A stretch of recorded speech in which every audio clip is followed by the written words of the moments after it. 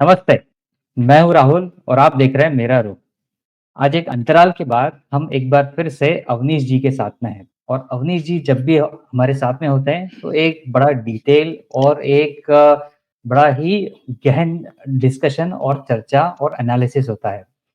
अवनीश जी, आज आपने आपके बहुत बिजी शेड्यूल में से समय दिया, इसके लिए बहुत-बहुत धन्यवाद। और आज हम कुछ महीन और इम्पोर्टेंट विषयों पर बात करेंगे, उस पर आपका एनालिसिस जो है वो बड़ा इम्पोर्टेंट रहेगा। तो आज इस मंच पर आप आए, आपका बहुत-बहुत धन्यवाद। राहुल, आपको नमस्कार, आपके सभी दर्शकों को प्रणाम। जी। प्रणाम। सर, कल हम लोगों ने देखा कि अमेरिका के राष्ट्रपति यानी डोनाल्ड ट्रम्प उन्होंने 47वें राष्ट्रपति पद की शपथ ली। शपथ लेने के बाद उन्होंने कुछ एग्जीक्यूटिव ऑर्डर्स साइन किए।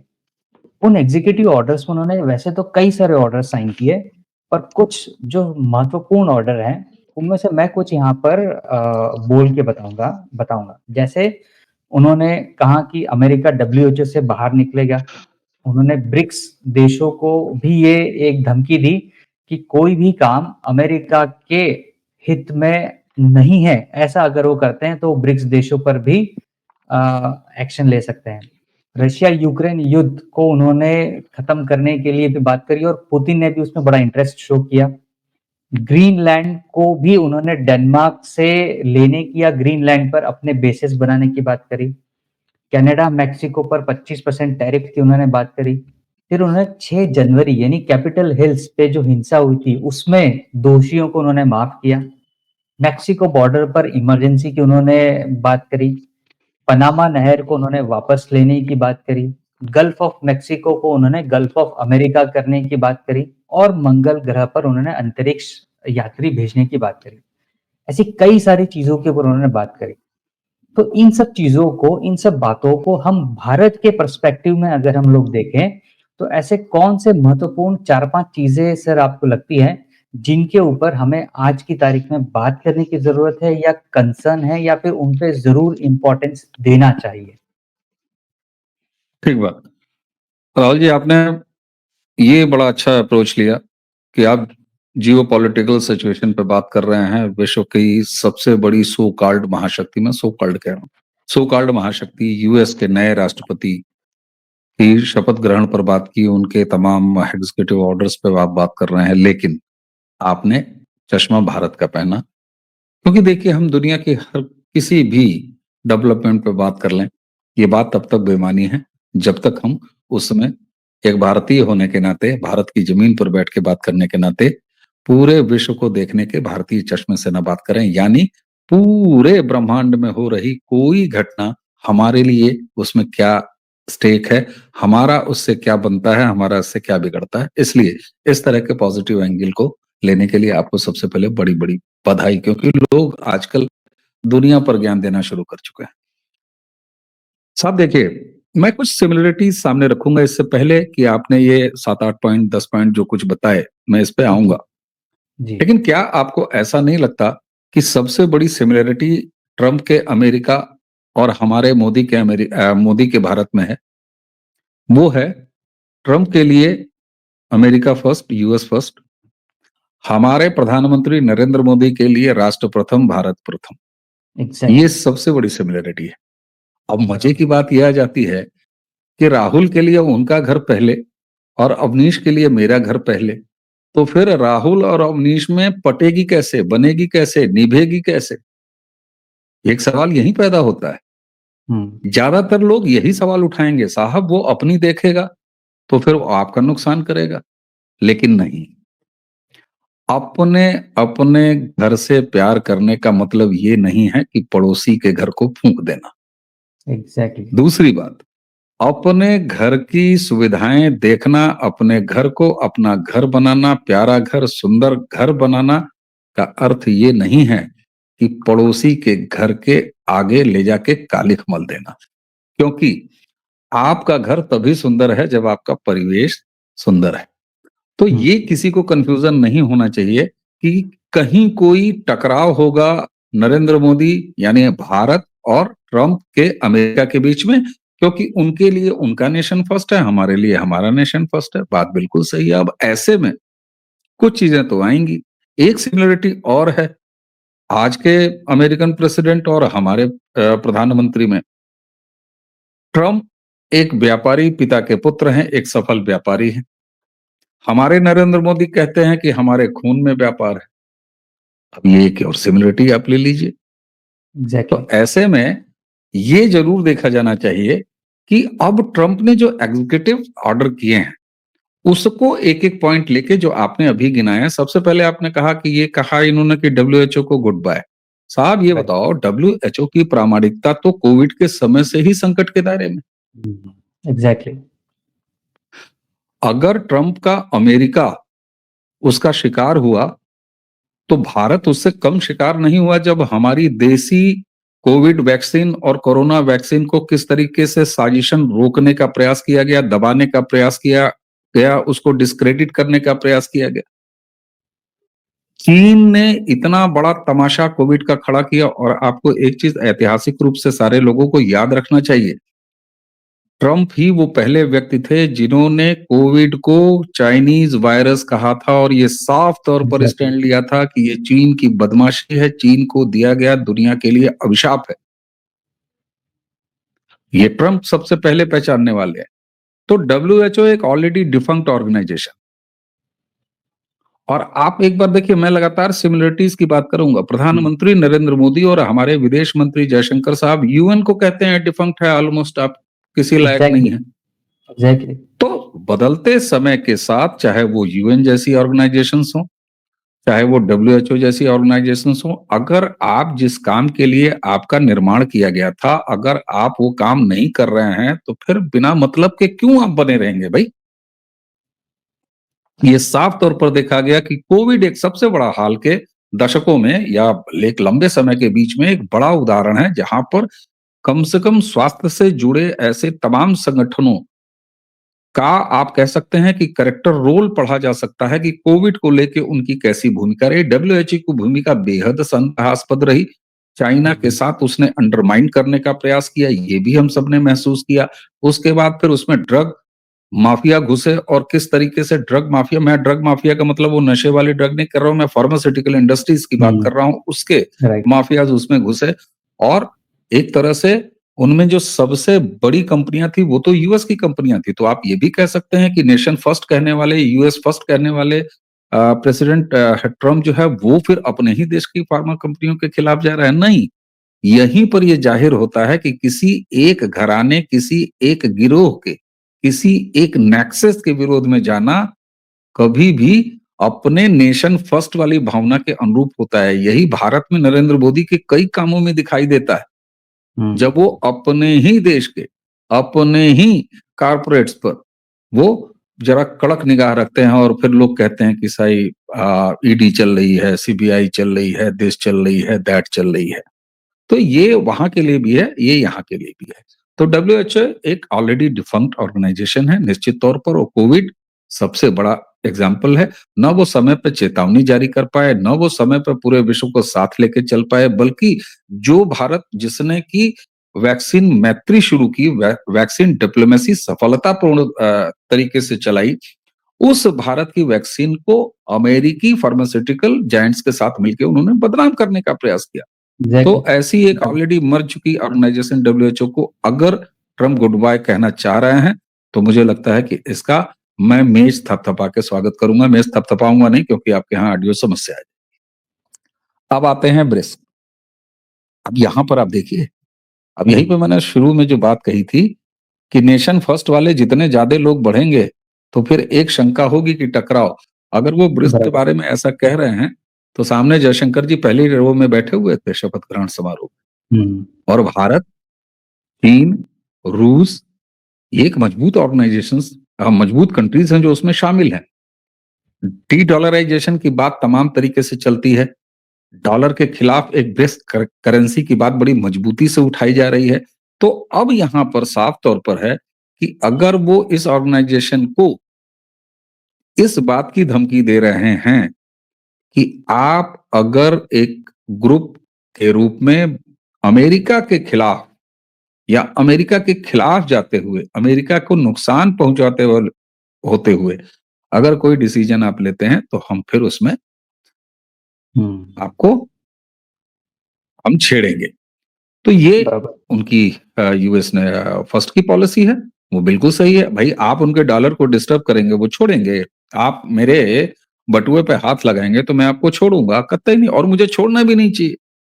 तो यहाँ बराबर। पर कोई हमें दिक्कत नहीं दिखाई देती है। अब ये देखना ये होगा कि जिस ब्रिक्स को उन्होंने धमकी दिया, वो ब्रिक्स क्या करता है? हुँ। तो ये तो बराबर। आने वाला समय बताएगा, ठीक?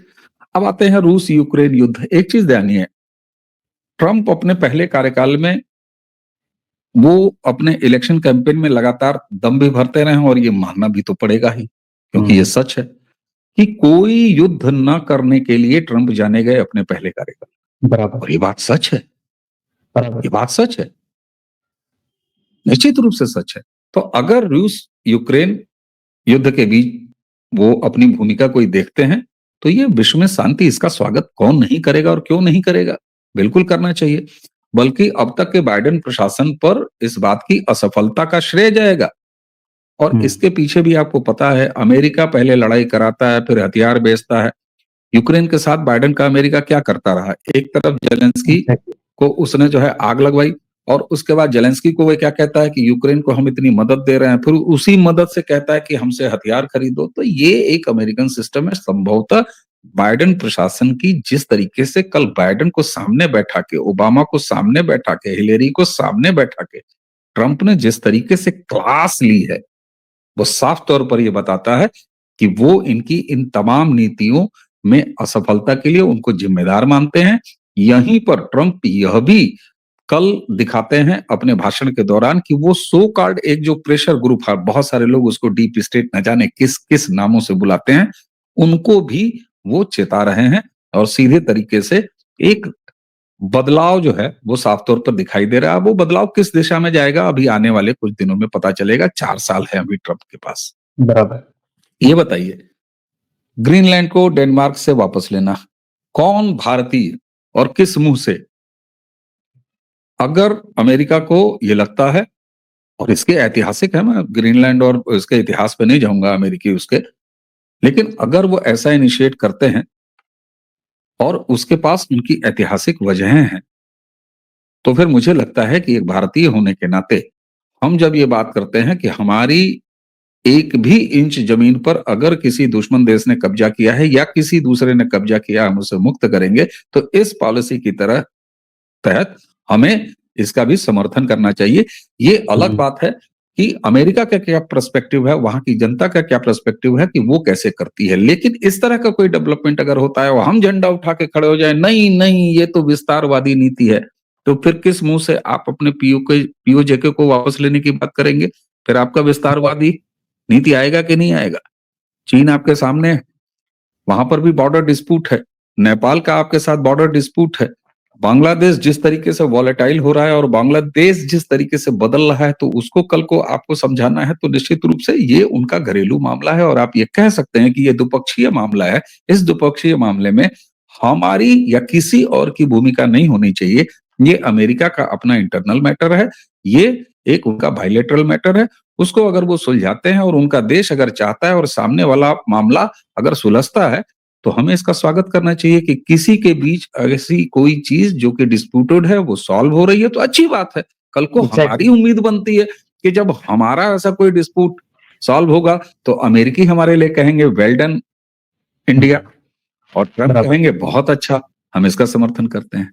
अब आते हैं बराबर। आपकी बात पे कि जी। कनाडा और मैक्सिको पर वो 25% का टैरिफ लगा देंगे। साहब ये बताइए, जब नेशन फर्स्ट की भावना से कोई आदमी चल रहा है, और कनाडा, आपने ध्यान दिया, ट्रंप ने अपने भाषण में एक बहुत महत्वपूर्ण बात कही। उन्होंने कहा कि अब हम अमेरिका का इस्तेमाल दुनिया को नहीं करने देंगे। बराबर। आप अगर देखिए तो कनाडा हमेशा अमेरिका का इस्तेमाल करता रहा है, लगभग पैरासाइट बना रहा है। और यही वजह है कि बदलाव से पहले ही ट्रूडो चले गए। अब ट्रूडो चले गए, हमारा उसमें प्रीमियम कट गया, भारत का प्रीमियम कट गया। एक उदाहरण वो एग्जाम्पल मैं नहीं दूंगा कि बिल्ली के भाग से छीका टूट गया। ना मैं ये दावा करूंगा कि मोदी जी ने और डोभाल जी ने मैजिक करके ट्रूडो को हटा दिया, लेकिन जब आपके मन में चोर होता है, आपको पता होता है कि मुसीबत आने वाली है, हम ऐसा काम कर चुके हैं कि हमारे ऊपर मुसीबत आएगी ही आएगी।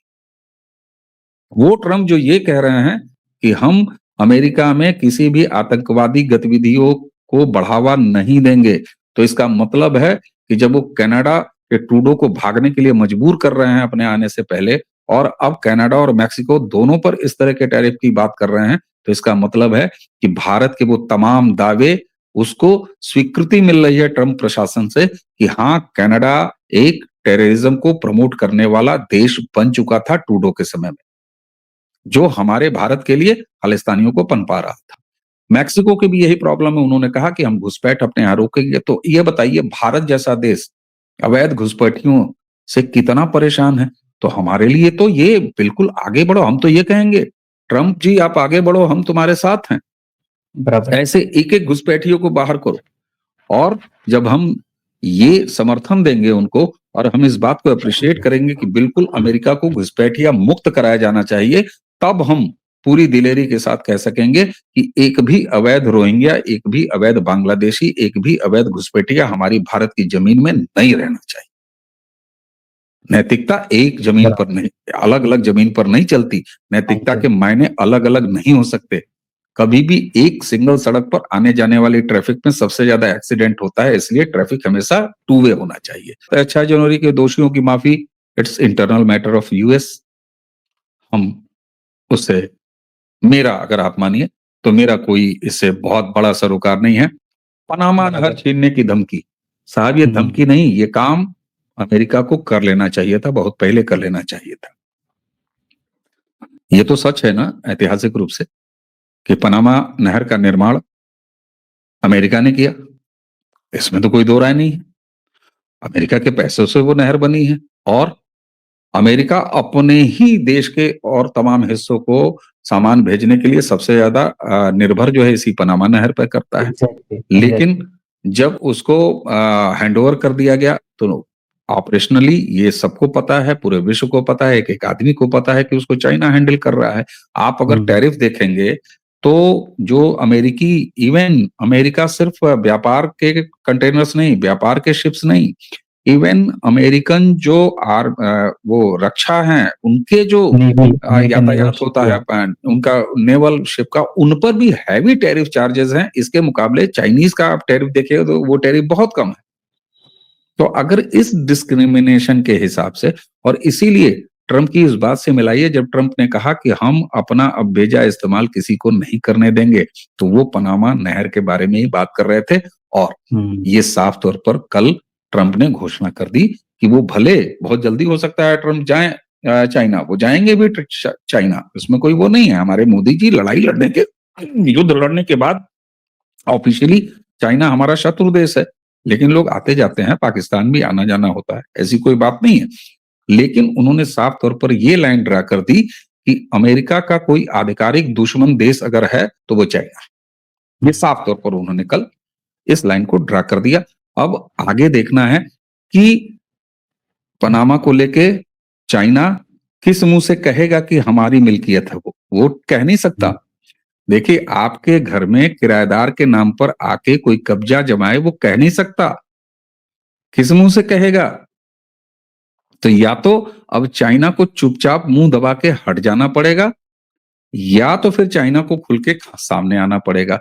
अब चाइना की वहां पर जो दोगलापन है वो नहीं चलेगा कि छुप के किसी की आड़ में कोई बुर्खा पहन के वो कोई काम कर रहा होगा। तो यहां पर ट्रंप ने फंसाने का काम किया है चाइना को। या तो चाइना चुपचाप वहां से निकल ले, जो कि ट्रंप के लिए फिर से एज यूजुअल हो जाएगा, कोई जरूरी नहीं है। ऐसा हो सकता है कि लोग आने वाले समय में ट्रंप को चिढ़ाएं कि अरे बड़ा डायलॉग दिया था पनामा का, पनामा लिया नहीं। लेकिन ये भी तो हो सकता है कि पनामा में जिस चाइनीज कंट्रोल की बात कर रहे हैं, चाइना वहां दबे पांव हट जाए चुपचाप, एग्ज़ैक्टली, एग्ज़ैक्टली। तो भी ट्रंप का काम बन जाता है। तो इसको इस तरीके से देखने की जरूरत है। जो ये बड़े-बड़े मुद्दे होते हैं वो नारा लगा के नहीं होते कि लड़के लेंगे फलाने चीज, ऐसा नहीं होता है। तो ये एक तरह से चीज है। दूसरा, गल्फ ऑफ मेक्सिको को गल्फ ऑफ अमेरिका कहना, ये ट्रंप की अपनी स्टाइल है। और इसमें सिर्फ स्टाइल ही नहीं, ये इसमें इसको भी मैं केवल डायलॉग बाजी नहीं देखता हूँ राहुल। ये हुँ, केवल डायलॉग बाजी नहीं है, ये यथार्थ है। बहुत सारे लोगों को वो जो मेक्सिको और उसके साथ-साथ वो जो पूरा अलग-अलग देशों का है जिससे ही होके डंकी रूट और अमेरिका के लिए समस्या पैदा करने वाली चाहे ड्रग्स का हो, चाहे अवैध घुसपैठ का हो, डंकी रूट के थ्रू, चाहे तमाम और तरह की समस्याएँ हों, वो उन तमाम देशों के ज़रिए होके और मेक्सिको बाय डिफ़ॉल्ट सबसे लास्ट में आता है तो मेक्सिको को तो कहा जाएगा, भई आखिरी गेट को तो ही कहा जाएगा। लेकिन जिस तरीके से वो वहाँ पर गल्फ ऑफ अमेरिका उसको कह रहे हैं, तो हम ये क्यों ना माने कि वो जो एक प्रॉब्लमेटिक ज़ोन है, उसको गल्फ ऑफ अमेरिका कह के एक रिकॉग्निशन देके अमेरिका अगर अपनी छाया उस पर दे देता है, तो कब्ज़े की बात अलग हटा देते हैं अगर, तो ऐसा भी तो आप कह सकते हैं कि उसको वो संरक्षण देगा और सही करेगा और दुरुस्त करेगा। क्योंकि अमेरिका की सबसे ज्यादा समस्याएं वहीं से निकल के आती हैं और इसीलिए उन्होंने सादर्न स्टेट पर इमरजेंसी घोषित कर दी, तुरंत ही घोषित कर दी और न सिर्फ घोषित कर दी बराबर, बल्कि वहां उन्होंने अपनी मिलिट्री भेजने की बात की। वो कंक्रीट दीवार की बात कर रहे हैं मैक्सिको और अमेरिका के बीच में। तो कोई देश अगर अपनी बाउंड्री सुरक्षा कर रहा है, बाउंड्री बना रहा है, हमने बांग्लादेश पर जो है बाड़ा बनाने की प्रक्रिया शुरू की, हम पाकिस्तान पर बाड़ाबंदी किए, तो इसमें क्या दिक्कत है? कल को मैं तो ये कहूँगा कि जब चाइना से हमारा बॉर्डर डिस्प्यूट बिल्कुल सही हो जाए, तो वहाँ पर भी बॉर्डर बनाइए भाई साहब। आखिर ऐतिहासिक रूप से ग्रेट वॉल ऑफ चाइना क्या है? वो हदबंदी ही तो है। मजे बराबर, की बात ये है कि हम अपने घर की बाउंड्री तुरंत बनाना चाहते हैं, उसको 1 दिन के लिए भी खुला नहीं रखना चाहते। लेकिन अगर कोई देश अपनी बाउंड्री सुरक्षित कर रहा है, तो हम कहेंगे साहब ये विस्तारवादी नीति है। क्यों भाई विस्तारवादी नीति है? ये दोगलापन नहीं चलेगा। मंगल ग्रह पर अंतरिक्ष यात्री भेजने का, ठीक है साहब, मंगल ही मंगल है, मंगल अभियान भारत का भी चल रहा है।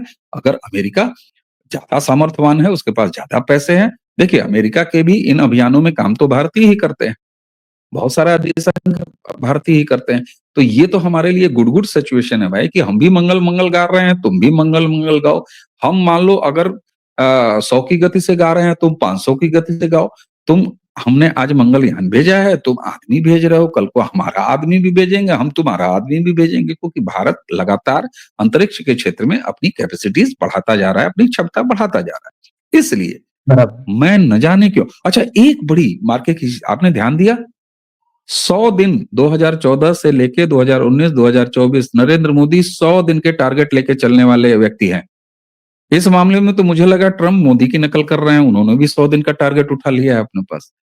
तो कुल मिला के बाइडेन वाले अमेरिका से अमेरिका को मुक्ति मिली, ये भारत के लिए शुभ है, इसलिए कि बाइडेन प्रशासन पूरी तरीके से सोरोस फंडेड और सोरेस को और उस पूरे ग्रुप को जिस तरीके से पोषित कर रहा था, पल्वित कर रहा था, उसका असर भारत में कांग्रेस पार्टी के युवराज राहुल गांधी के व्यवहार और भारत के प्रति नकारात्मकता और यहां तक कि इंडियन स्टेट से लड़ जाने की बात तक ले आके सामने कर रहा था।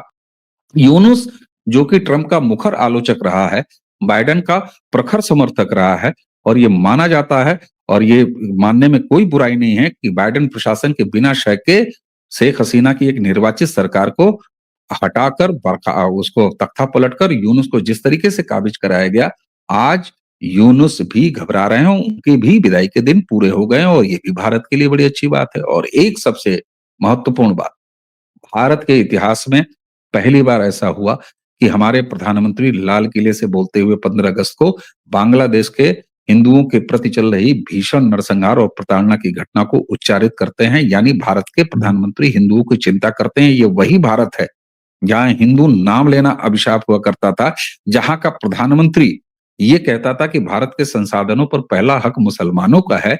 वहीं पर अगर आप ट्रंप को देखेंगे तो ट्रंप शपथ लेने से पहले ही बांग्लादेशी हिंदुओं की प्रति हो रही हत्याओं को लेके बेहद कड़ी बात यूनुस के लिए कह चुके हैं, स्टैंड ले चुके हैं।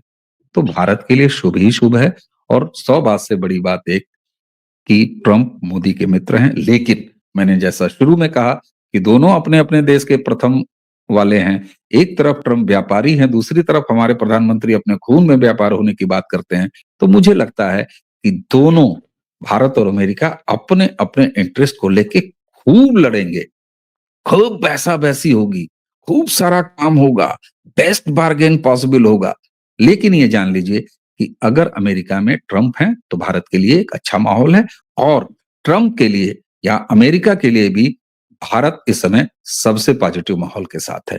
कुल मिला के संस्कृति, व्यापार, रक्षा, विश्व शांति, इस सारे मामलों में जो कुछ भी कल हुआ है, यानी ट्रम्प शपथ लिए हैं, ये मैं एक अच्छा माहौल देखता हूँ पूरे जियोपॉलिटिकल सिचुएशन। हाँ जी। बराबर। सर आपने बड़े ही एक विस्तार तरीके से सारे पॉइंट्स को कवर किया। अगर मैं कुछ थोड़ा-सा अगर आपकी इजाज़त से थोड़े से कुछ पॉइंट्स अगर ऐड करना चाहूँ, तो ये बात बिल्कुल बिल्कुल बराबर है कि भारत और अमेरिका इन दोनों देशों में अभी फ़िलहाल जो गवर्नमेंट है, वो एक नेशनलिस्ट गवर्नमेंट है और वो नेशन फर्स्ट की अप्रोच से आगे बढ़ती है और काम करती है। भारत और अमेरिका के अंदर आने वाले इन 4 सालों में बहुत बहुत अच्छी प्रोग्रेस होगी, बहुत अच्छी प्रगति होगी, अच्छे रिलेशन होंगे, साथ ही साथ कुछ बातों पर बड़ा ही अच्छा हमें एक हेल्दी कॉन्फ्लिक्ट भी देखने को मिलेगा। जो जो बिल्कुल ब्रिक्स की देखा। बात हम लोग कहें या फिर टैरिफ की हम लोग बात कहें, तो उन चीज़ों पे वाक़ई में भारत और अमेरिका के बीच में एक बहुत तगड़ा हेल्दी डिस्कशन, हेल्दी कॉन्फ्लिक्ट वो भी देखने को मिलेगा। But at the same time जो आपने डब्ल्यूएचओ की बात कही, भारत ने भी उसको बड़े ही प्रखर तरीके से कोविड के दौरान उसकी मुखालफत की, उसका विरोध किया। फिर रूस और यूक्रेन वाली बात, अभी वर्ल्ड में 2 जगह बड़े कॉन्फ्लिक्ट ज़ोन बड़े मुखरता से चल रहे थे। एक मिडल ईस्ट इज़राइल वाला ज़ोन, जो कि ट्रम्प के सिर्फ एक बयान से आज हमको 19 तारीख को सॉल्व होते हुए दिखा। उन्होंने कहा था कि 20 तारीख के पहले ये सारी चीज़ें सॉल्व हो जानी चाहिए, अदरवाइज़ वहाँ पे क्या होगा, उसके लिए हमास ही ज़िम्मेदार होगा या ईरान ही होगा। तो वो देखिए उनके एक बयान से 1.5 साल, 15 महीने से चला हुआ कॉन्फ्लिक्ट वहाँ पर सॉल्व हो गया। रशिया यूक्रेन को लेकर भी जो बाइडेन ने यूक्रेन को खाद पानी दिया, उसको बंद करने की ट्रम्प पहले ही बात कर चुके थे और पुतिन ने भी कल उनको बधाई दी और बोला कि मैं इस कॉन्फ्लिक्ट को, इस वॉर को रोकने के लिए ट्रम्प से, अमेरिका से बात करने के लिए तैयार हूँ। तो हुँ। ये भी एक बहुत इम्पोर्टेंट चीज़ है जो उन्होंने बात करी। फिर एक और चीज़ जो मुझे लगता है कि पनामा वाली जो आपने बात कही, बड़ी अच्छी कही और जो मंगल वाली जो बात है, मंगल पर यात्री भेजने वाली बात, वो एक बहुत एक मील का पत्थर साबित होगा भारतीय स्पेस रिसर्च ऑर्गेनाइज़ेशन के लिए और यूएस के लिए। उन दोनों के कोलैबोरेशन से ये चीज़ें बहुत आगे बढ़ेगी और ना सिर्फ़ भारत और अमेरिका के लिए, बल्कि पूरे विश्व के लिए भी स्पेस में एक बड़ा अच्छा कॉन्ट्रिब्यूशन सामने आएगा। तो सर ये आज आपने बड़े ही अच्छे तरीके से इन सारी चीज़ों को विस्तार से बताया, समझाया। बहुत-बहुत धन्यवाद और फिर किसी इम्पोर्टेंट टॉपिक पर आपसे जुड़कर बात करने की कोशिश करेंगे और आपसे आपका एनालिसिस सुनने और समझने की कोशिश करेंगे। आज के समय के लिए बहुत-बहुत धन्यवाद। नमस्कार।